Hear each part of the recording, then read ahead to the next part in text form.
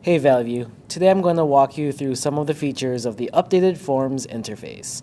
And while many of you still prefer the older look of Google Forms, I thought it would be nice to show you how things are laid out before you go off and start editing old forms or creating new ones. The first thing we're going to look at is creating our new form. Just like before, we have two ways to start a new form. You can start a new form by clicking on the New button in Google Drive. So what I'm going to do is log into my Google Drive account. This is our main Drive interface. I'm going to go ahead and click on this big red New button. And I notice I do not see Google Forms here, so I'm going to go down to More. And then I'm going to select Google Forms. So this is method one of getting into a new form or creating a new form. The second way that we can create a new form is to go directly to the Forms page. So I opened up a new tab, and then I'm going to go directly to forms.google.com, as you see up here in the URL bar, or the Omnibox. Push Enter, and it will take me to the Google Forms landing page where I'll see all of the forms that I have created. When I'm here, I can create a new form by clicking on the plus button in the lower right corner of the screen where it says now Create New Form in a Help bubble. So I'll go ahead and click on that. And then again, I am brought to a new form. The first thing we'll look at is the title of the form. You can change the title by clicking here in the upper left corner of the screen where it says Untitled Form. Or you can also change the form title right where it seems more intuitive to do so, since it's directly above your questions in this area over here. So if you do it here, notice how you see help text that reminds you that you can add a form description if you want to beneath it.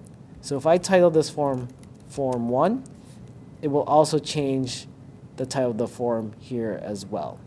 Note the title that appears in the top left corner will always be your main title for the form. This just gets autofilled if I enter it up here. Speaking of reminders, don't forget that all changes are always saved in Drive immediately. Every time you type and edit any aspect of the form, as long as you're connected to a network, it will save your progress. All right, so let's take a look at some of the options that we have available to us here.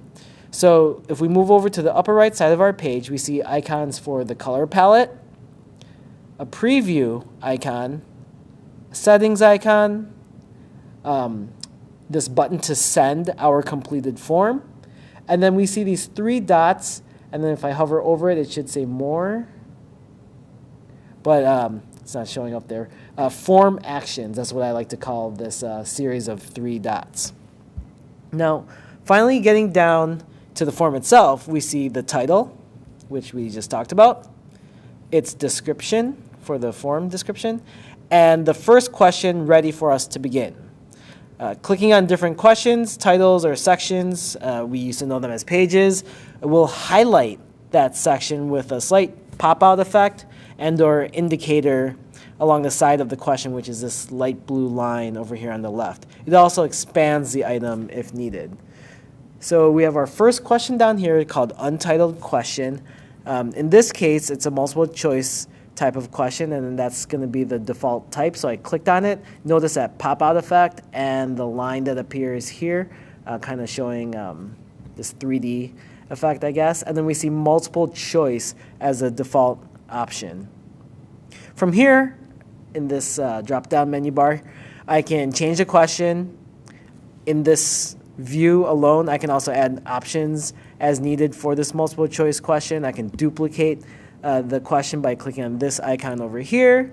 I can delete it, or I can make this question a required question so that people cannot submit the form unless they have responded to this particular question.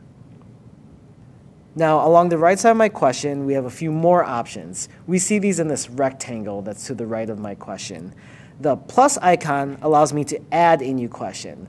Most likely, you're going to want to ask more than one question on your form. So this is how you go about adding a new question to it. By clicking on this plus, you can see I have my question 1, I clicked on it, and now I have question 2 over here.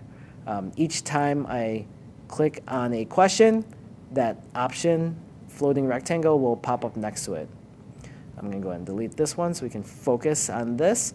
We have the 2-letter T's over here. This allows us to add a title and a description.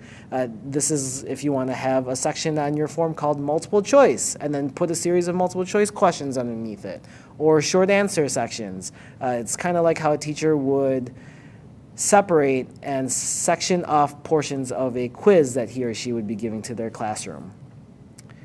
This image down here for this icon with this mountains view is the Add Image button. We have an Add Video button, and then we have Add a New Section or a Page button. So images and videos can be embedded into your forms, which is a great feature of Google Forms, especially if you're creating assessments for your students and then later grading them with an add-on like Flubaroo. And then adding a section allows you to really make your form dynamic and add multiple pages for your form, depending on the answers that people are going to give in response to your questions. So that's about it. It looks like that the interface is different. It looks more simple, but then overall, it's still the same. We still have the same features that we had in the old version of Google Forms. So the changes were pretty drastic when I first took a look at it, but after sitting down and looking at what we have now and kind of figuring out where things were, all we really have is a fresh coat of paint on the same Google Forms we already know. If you have any further questions, feel free to reach out to us in Instructional Tech directly or your local building technology support staff. Thanks.